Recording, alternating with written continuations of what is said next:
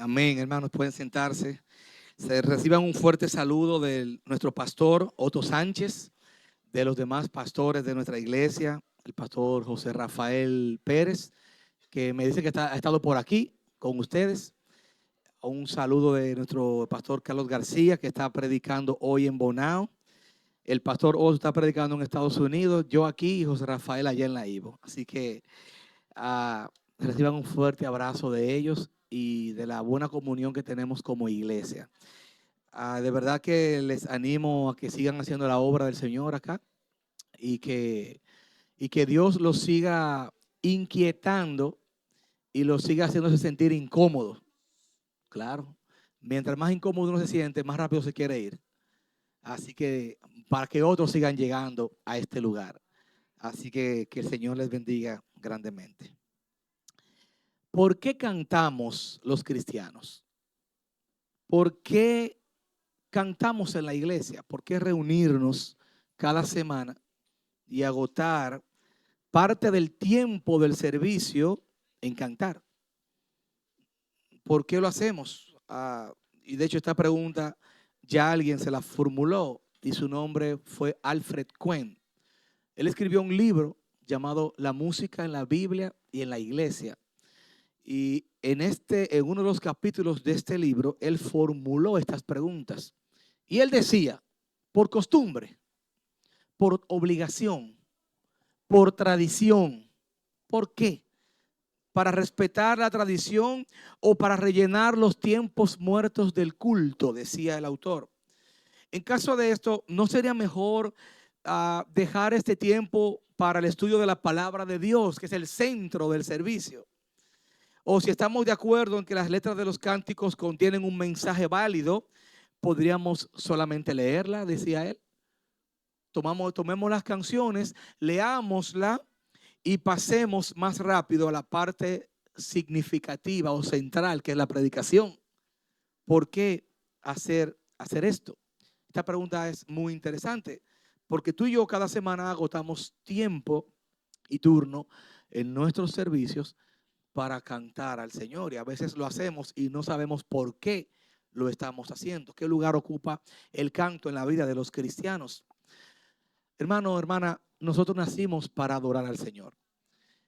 Bueno, nacimos para adorar y se espera que nuestro eje de adoración sea Dios, porque el tema está que si no es Dios, tú y yo vamos a crear y vamos a buscar qué adorar. Puede ser el esposo, puede ser la esposa, puede ser la familia. Podemos adorar la iglesia, podemos adorar la doctrina. Podemos sentir hasta orgullo por la iglesia y por la doctrina que tenemos. Podemos sentir y poner a cualquier otra cosa que no sea Dios como el eje de la adoración. Y se espera que nosotros vivamos con el propósito de estar viviendo para la gloria de Dios. Adoración es el propósito por el cual tú y yo existimos. Adoración es la razón por la cual tú y yo nos levantamos, no solamente hoy que es domingo. Mucha gente le llama a este día el día de adoración. Todos los días son días de adoración. Adoración no es música. No es que ahora que terminamos el tiempo de los cánticos, ahora decimos, ya terminó el tiempo de adoración. No, la adoración es constante. No es que venimos al templo a decir, vamos al templo a adorar a Dios. Lo correcto sería, vamos al templo a continuar adorando a Dios. Porque tú adoraste esta semana en el trabajo. Sí, con ese jefe impío que te tiene la vida imposible. Es el instrumento de Dios para moldear tu carácter. Ese compañero, compañera de trabajo. Adoración es más que la música, es más que un lugar. Adoración no es que decimos, ay, hoy yo me sentí diferente. No, porque adoración no son sentimientos. La adoración correcta y completa delante de Dios es mi cabeza firme y fría, sabiendo delante de quién estoy. Y al hacer todo lo que hago, sin importar el lugar, sin importar el momento, sin importar mis emociones, sé cómo debo de comportarme delante de quién, que es Dios. Eso es adoración. Y la idea es que todos nosotros, tú y yo, podamos vivir vidas de adoración delante de Dios. Ahora, ¿qué lugar ocupa el canto en tu vida y en mi vida. Porque para muchos de nosotros el canto pasó de ser un momento de amargue, ¿eh? Y un momento de romance, ¿eh? ¿Cuántos dicen amén? Los serenateros aquí, aquellos que los sábados iban a acompañar el canto con aquella bebida embriagante. Y ahora el canto pasó a ser no un momento para recordar las penas, sino un momento para desahogar mi vida delante de aquel Dios. Y eso no tenemos que hacerlo únicamente en este lugar. Eso es un estilo de vida. Nosotros vemos que el canto ocupa un lugar preponderante en la vida del Señor, del creyente. Ahora yo quiero que tú vayas junto conmigo a Colosenses, que es el pasaje central que vamos a estar viendo hoy. El capítulo 3, versículos 16 y 17. Y rápidamente te cuento un poquito acerca de Colosenses capítulo 3. Quizás si no es por esta carta de Pablo a los colosenses, Colosa, que era una ciudad, hubiese pasado desapercibida. Era quizás una ciudad no muy significativa en la geografía de ese tiempo. Pero esta carta la hizo destacarse y pasar a la historia como la iglesia que había allí y que el apóstol Pablo envió esta carta. En el capítulo 3, Pablo comienza apelando a que ellos ahora tienen una nueva forma de pensar, de ver la vida. Y él le dice en el versículo 1, estás conmigo en el capítulo 3, si pues habéis resucitado con Cristo, busca las cosas de arriba, donde está Cristo sentado a la diestra de Dios. Él apela a una mente que ahora le pertenece al Señor. Es como cuando a uno le dicen, tú no pareces hijo de fulano. La gente de los pueblos muchas veces defienden mucho ese prestigio de la familia. No, porque ese es de los Peralta. Y los Peralta son gente seria. Los Pérez, esos Pérez son gente, no son fáciles los Pérez. Es así que decía la gente de los pueblos. El apóstol Pablo dice a ellos, ustedes ahora están en Cristo. Y como están en Cristo, busquen, pongan su mirada, pónganse un cabestro como a los caballos que le ponen estas dos herramientas para mantener la mirada fija. Pero Pablo dice, pongan su mirada en las cosas de arriba. Él está apelando a la conciencia cristiana. Es como cuando uno está hablando un tema con alguien, un tema incómodo con un hermano, y uno le dice, yo apelo a tu fe y a tu conciencia cristiana para poder entender esto que estamos conversando. Hay aspectos de la vida que si usted no tiene el Espíritu Santo va a ser difícil entenderlo. Pablo está apelando a eso a ellos. Y él comienza a partir del versículo 5 en adelante a hacer una serie de amonestaciones y de correcciones que tienen que ver con su forma de vivir en su vida privada. Vaya conmigo allá a Colosenses, capítulo 3. Versículo 5 en adelante. Él le dice, ¿qué dice a partir del versículo 5? Por tanto, considere los miembros de sus cuerpos terrenales como muertos a la fornicación, a la impureza, a las pasiones, a los malos deseos, y a la avaricia, que es idolatría. Y él comienza a decirle, por esas cosas viene la ira de Dios, por esa desobediencia. Versículo 7 le recuerda que antes vivíamos en esas cosas. Versículo 8 dice, pero ahora desecha también esto. ¿El qué, Pablo? La ira, el enojo, la malicia, los insultos, la lengua, el lenguaje ofensivo de su boca. Dejen de mentirse unos a otros. Él está apelando a una conciencia cristiana para una conducta que debe reflejar un cambio de adentro hacia afuera. Cuando Cristo viene a nosotros, el cambio comienza de adentro hacia afuera. Y Pablo está apelando a eso. Este es el contexto. Más adelante, en el versículo 18, entonces él comienza a hablarles a ellos en el capítulo 3 de cómo esa conducta nuestra que debe reflejarse adentro hacia afuera se va a reflejar en nuestra vida pública. Reina Valera dice, casadas. ¿A qué casadas? Mujeres, le dice, estén sujetas a sus maridos como conviene al Señor. Maridos, amen a sus mujeres y no sean ásperos con ellas. Hijos, sean obedientes a sus padres en todo, porque esto es agradable al Señor. Padre, no exasperen, no fuñan tanto a esos muchachos. No exasperen a sus hijos. ¿Para qué? Para que no se desalienten. Siervos, empleados, nos habla a los empleados. No sirvan como los que quieren ser vistos, sino como los que quieren agradar con sinceridad de corazón, temiendo al Señor. Vayan al 4 conmigo, capítulo 4, versículo 1. Amos, traten con justicia y equidad a sus siervos. Le habla a todos. Le habla a los jefes, a los empleados, a las casadas, a los hijos, a los maridos. Porque se entiende que una persona que ha sido encontrada por el Señor, su vida va a cambiar en todos los sentidos de la palabra. A todos nos habla. Y luego ustedes pueden leer el capítulo completo en su casa. Ahora, en este contexto, él escribe los versículos 16 y 17, que son los versículos que vamos a estudiar en esta mañana. El 16 y el 17, él, desde el 15 vamos a leerlo. Que la palabra de Cristo reine en sus corazones, a la cual en verdad fueron llamados en un solo cuerpo, y sean agradecidos. Vuelve y le dice que la palabra de Cristo habite en abundancia en ustedes, con toda sabiduría. Y aquí hacemos una pregunta a Pablo. Pablo, ¿y cómo la palabra de Cristo va a morar en abundancia en medio de nosotros con toda sabiduría? ¿De qué forma? Y él aquí nos dice que 3 formas va la palabra de Cristo a morar. Porque pensamos que solamente que la palabra de Cristo es cuando el pastor predica el domingo en la mañana. Oye, la palabra de Cristo moró en abundancia. El pastor predicó un sermón. Se acabó el sermón. ¿Y la palabra de Cristo qué? Tiene que seguir morando en abundancia. Pablo dice, enseñándos, instruyéndose, lo que hacemos desde el púlpito. Cada domingo el púlpito instruye la palabra del Señor a la congregación. Los sábados se instruye la palabra del Señor a nuestros hijos, a los caballeros, a las damas, a través de la escuela bíblica.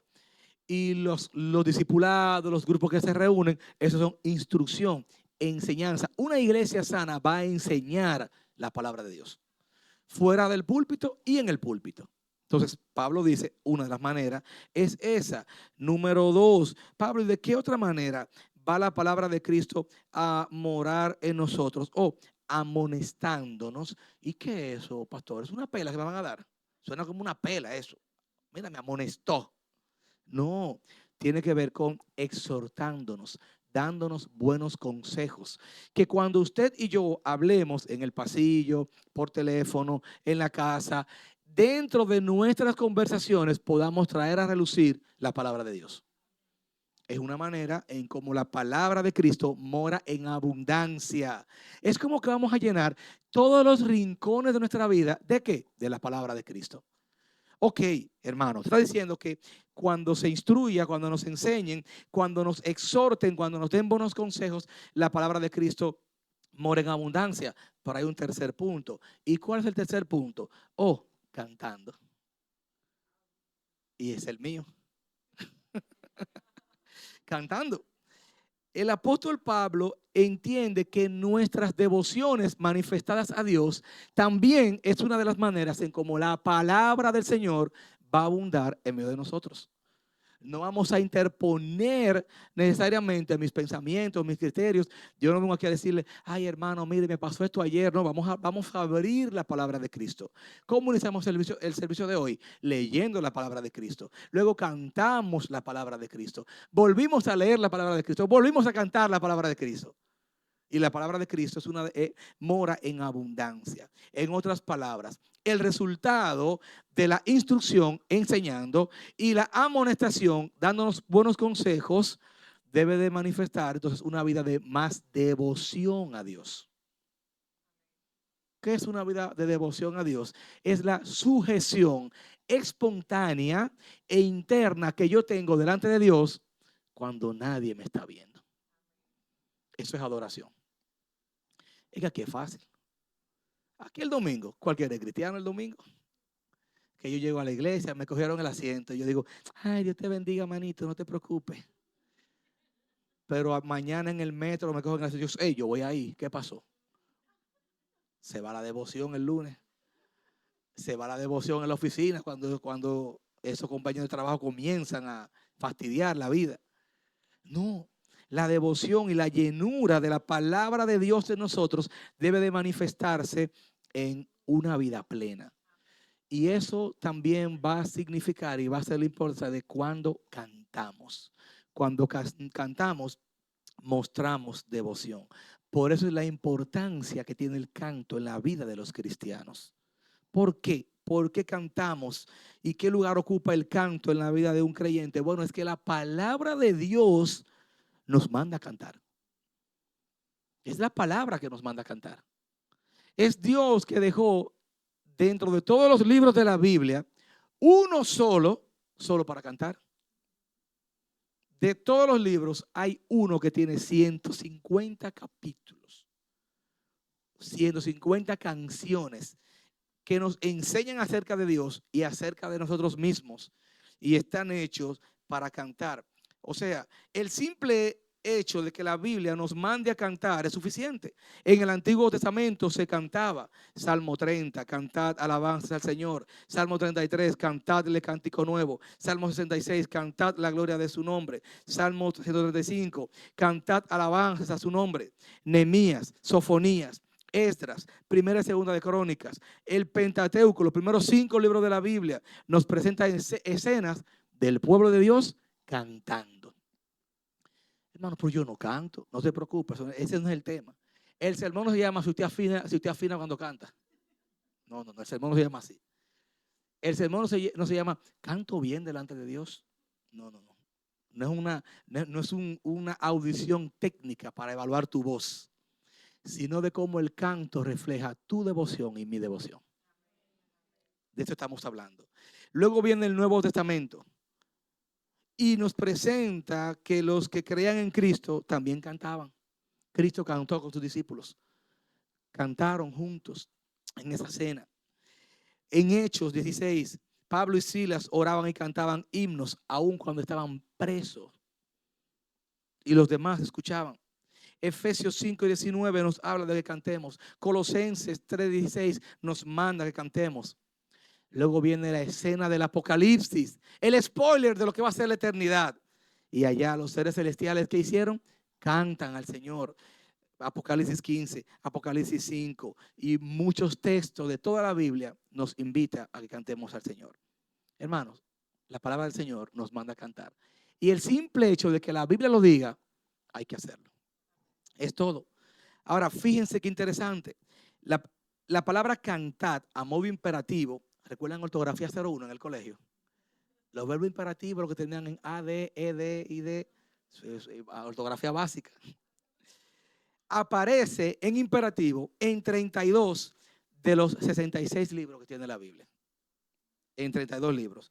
Aparece un total de 152 veces a modo imperativo. Y de esas 152 veces, 77 en el libro de los Salmos.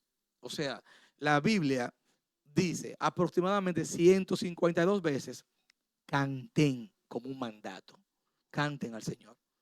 Pero mi hermano, pero es que yo a veces no siento cantar. Es que a veces, usted a veces no siente comer, dure 2 semanas sin comer. No actuamos por cómo nos sentimos. La palabra del Señor nos manda a que le cantemos. Y eso está en su palabra. Y es la primera razón por la cual tú y yo debemos de cantar. Porque la Biblia sencillamente lo dice. Y si la Biblia lo dice, ya es suficiente. Ahora, Dios que nos hizo y nos creó, sabe cómo programó nuestro ser, nuestro cerebro. Y lo segundo que vamos a ver es que Dios sabía que el canto era una herramienta para nuestra memoria. El canto es una herramienta esencial para nuestra memoria. ¿Recuerdas alguna canción de cuando eras niño? Alguien puede tarareármela y ahí vamos a ver la edad más o menos. Sí. Arroz con leche. Ya van viendo, ¿verdad? ¿Alguien recuerda una canción de cuando era niño? ¿Me puede levantar la mano? Una canción de cuando era pequeño. No tiene que cantarla, ¿no? Ahí está, los pollitos. Es interesante porque los niños memorizan mucho a través de canciones, ¿sí o no? Miren, y también los adultos. Y también los adultos. De hecho, es muy posible que alguien que nos visite hoy por primera vez se lleve algo de las alabanzas por la relación literario-musical, la línea melódica con lo que estábamos cantando. Oye, cantaron una y decía, na, na, na, na, na, na, na, na. ¿Cómo era que decía? Era así como que, na, y como que la melodía se te queda en la cabeza. y conecta, y hay una entera conexión entonces con la literatura de lo que estamos cantando. Entonces surge esta gran pregunta: ¿es importante lo que cantamos? Absolutamente. Es importante lo que cantamos. Es importante la música que escuchamos. Uy, sí, muy importante. Porque con ella estamos aprendiendo. Es importante lo que cantamos dentro del templo. Sí, claro, el repertorio de canciones que se cantan cada semana van a nutrir a la iglesia, van a enseñar a la iglesia. Yo le digo a los líderes de alabanza: mira, nuestro repertorio de canciones tiene que ser tan sólido que si llegase a pasar que el pastor se muere antes del sermón, es un dicho, hermana, pero si se muere va con Cristo. ¿Sabes qué manera más épica de morirse en el púlpito? Eso sería una cosa. Si llegase a pasar y la iglesia solamente tiene que quedar hasta el tiempo de las alabanzas, la iglesia se vaya saturada de la palabra de Dios. Esa debe ser más o menos la meta. No llegamos al sermón, hay que parar el culto, no llega por la razón que sea. La iglesia diga: wow, pero hemos leído la palabra, la hemos cantado, la hemos meditado, la hemos reflexionado. No falta que la prediquen ya. Debe ser así, porque fue el mismo Señor que nos diseñó con esa forma de que el canto iba a ser parte fundamental, no solamente de nuestro ser, sino de nuestro aprendizaje. Dios le dice a Moisés en Deuteronomio capítulo 31, mira, Moisés, ven acá, el pueblo ya está a punto de entrar a la tierra prometida. ¿Sabes qué? Escribe una canción. ¿Cómo así, Señor? Capítulo 31 de Deuteronomio. Y Moisés comienza, versículo 19 en adelante. Dios ordena a Moisés escribir un cántico y que lo enseñe a los hijos de Israel. Pues escribid este cántico para vosotros, y tú enséñalo a los hijos de Israel. Ponlo en su boca para que este cántico me sea por testigo contra los hijos de Israel. Era una canción que cuando ellos la cantaran, el corazón se le iba a exprimir. ¿Por qué? Es triste, pero Dios le dice a Moisés: porque cuando yo los introduzca en la tierra que emana leche y miel, la cual juré a sus padres, ellos coman y se sacien y prosperen, se volverán a otros dioses. Y cuando canten este cántico, se van a recordar quién era yo en su vida. Hay canciones que nos traen a la memoria enseñanzas, nos recuerdan momentos de nuestras vidas, etapas de nuestras vidas, así como los olores. Es una entera conexión con los sentidos. Hay olores, hay sabores que nos transportan a lugares, que llevan nuestra mente a muchos lugares. Asimismo, Dios sabía que cuando cantásemos, Dios le dice a ellos: cuando ellos coman y se sacien y prosperen y se vuelvan a otros dioses y los servirán y me despreciarán y quebrantarán mi pacto. Por eso este canto me va a ser por testigo contra ellos. No era a favor, no era para que sientan gozo, para que me alaben. No, no, era para que recuerden y su corazón se exprima. Es importante lo que cantamos. Y a veces nosotros no recordamos la letra, pero la música nos orienta. A veces uno dice, eh, eh, na, na, na, na, na, na, na, na, na, na. ¿Cómo dice la letra? Cuán grandes, ven interesante. Tan grandes. La melodía es una llave que abre la puerta y a la mente y trae a la memoria letras, textos y enseñanzas. Como hubiese tarareado una melodía de esas malas que ustedes cantan también. Dios libre y reprende esa mente. Pero es importante lo que estamos cantando. En una ocasión estábamos con nuestros hijos haciendo el devocional en la casa. Estaban ellos bien pequeños y ese día el devocional hacía la pregunta a ellos: ¿en cuántas personas se presenta Dios? Esa es la pregunta del devocional. Y los niños se quedan ahí pensando. Y el mayor, estaban pequeñitos, dice con voz de niño: Dios en tres personas, bendita Trinidad. Oh, papá, en tres personas. Y responde con un estribillo de una canción. Y yo digo: wow, nunca me imaginé que su respuesta iba a ser un canto. Luego la pregunta decía, la otra pregunta, ¿cuáles son esas tres personas? Se quedan pensando y responden: gloria sea a Dios el Padre, gloria al Hijo Salvador, gloria sea a Dios Espíritu. Dicen: oh papá, Dios Padre, Dios Hijo, Dios Espíritu. Y responden con otro estribillo de otro cántico. Nosotros no sabemos la influencia que estamos siendo para nuestros hijos a través de lo que estamos cantando. Cuando nos montamos en el carro, camino de la casa al colegio, de aquí a una diligencia, lo que ponemos en la emisora, lo que ponemos en Spotify, lo que ponemos en Apple Music, está enseñando a nuestras familias. Por eso es importante que tenemos que darle importancia a lo que estamos escuchando. Tenemos que darle importancia a eso. Por eso tenemos que darle importancia a las letras de las canciones que estamos cantando cada semana aquí en la iglesia. La palabra del Señor dice que de la abundancia del corazón hablará la boca.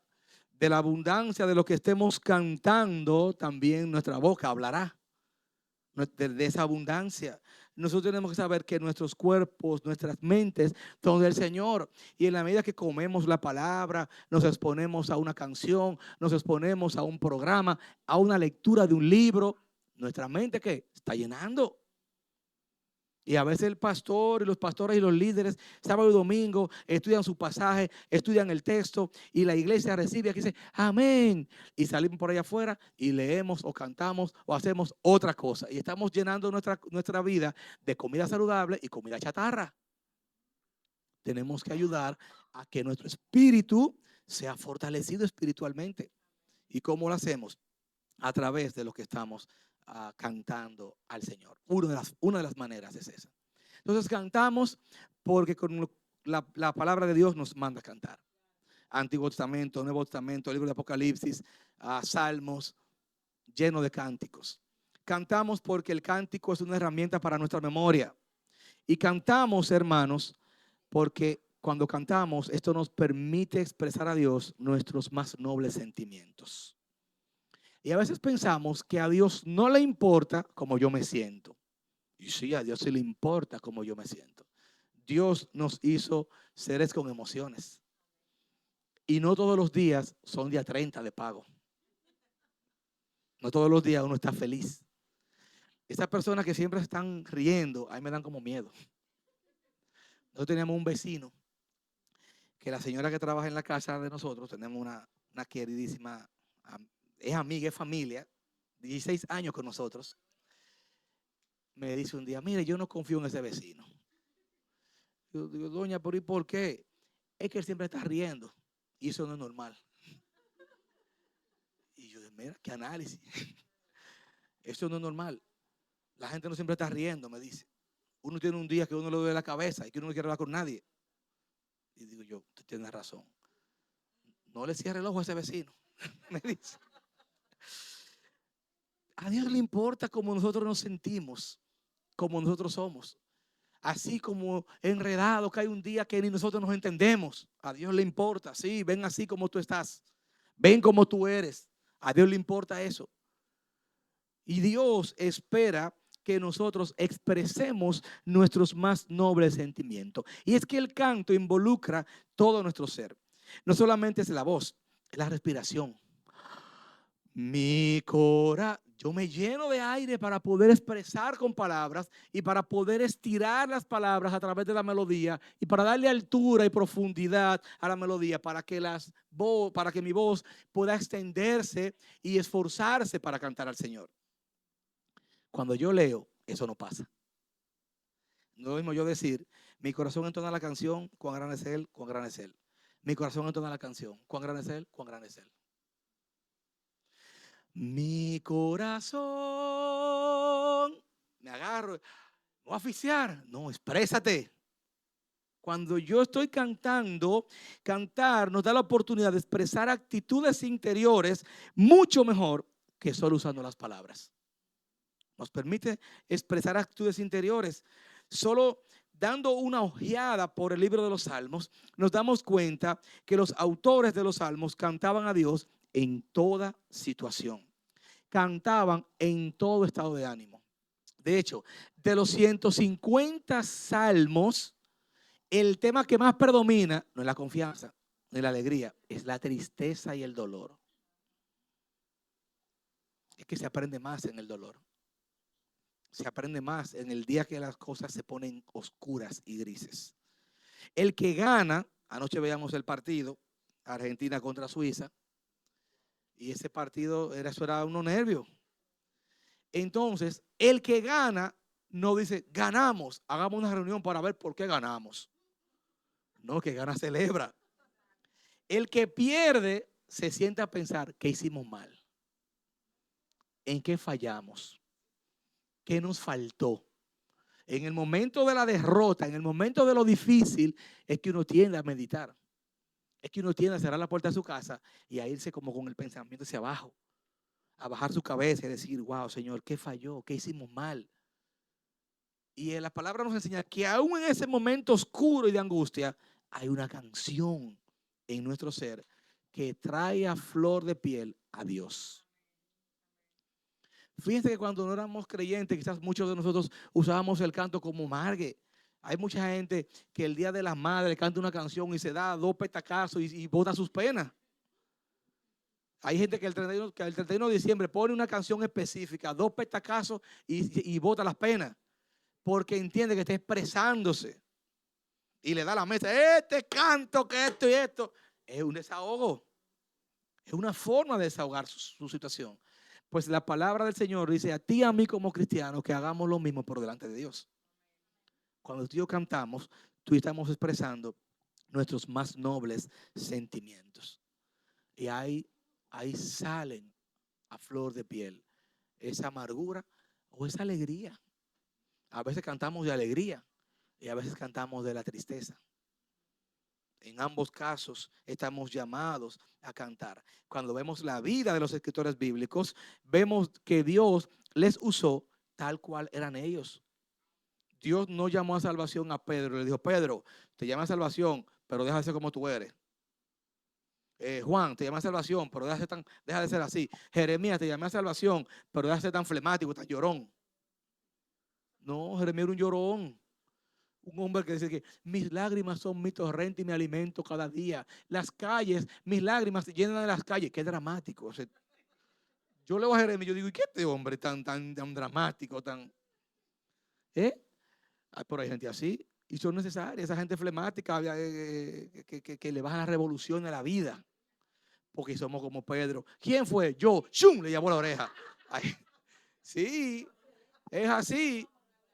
¿Y quién es? El Señor. Déjame ver si yo puedo caminar contigo. Fluye. A Pedro le pueden decir lo que sea, pero Pedro fue el único que caminó sobre las aguas. Lo bueno de ser eléctrico es que se dan las aventuras más buenas de la vida. Tú coges 4 pecosones y una aventura buena. El eléctrico es así. Los eléctricos, sí, pero yo me tiré de la montaña rusa. Sí, pero yo me tiré de un paracaídas y tú no por miedoso. Es así la vida. Ese es el balance de las personalidades. Y ahí, así como somos, mira qué interesante. Un hombre con aparente inseguridad como Moisés. Dios lo llamó y lo utilizó. Un hombre flemático como Jeremías. Dios lo llamó y escribió y dejaron escrito en la palabra. Un hombre fiero como David. Que había un oso, un león, que oso, que una pedrada, ¡pum! Venga. Rey de Israel, Dios lo llamó. Un colérico como Pedro, llamado por el Señor. Dios nos llamó tal cual tú eres, tal cual yo soy. Dios nos llamó y Él nos dijo, cambia tu personalidad.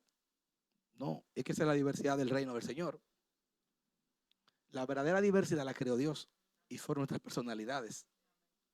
Dios nos llamó tal cual somos. Ahora lo que tenemos que hacer es someter nuestras personalidades al Espíritu Santo. Eso es lo que tenemos que hacer. Porque Dios va y hace un balance.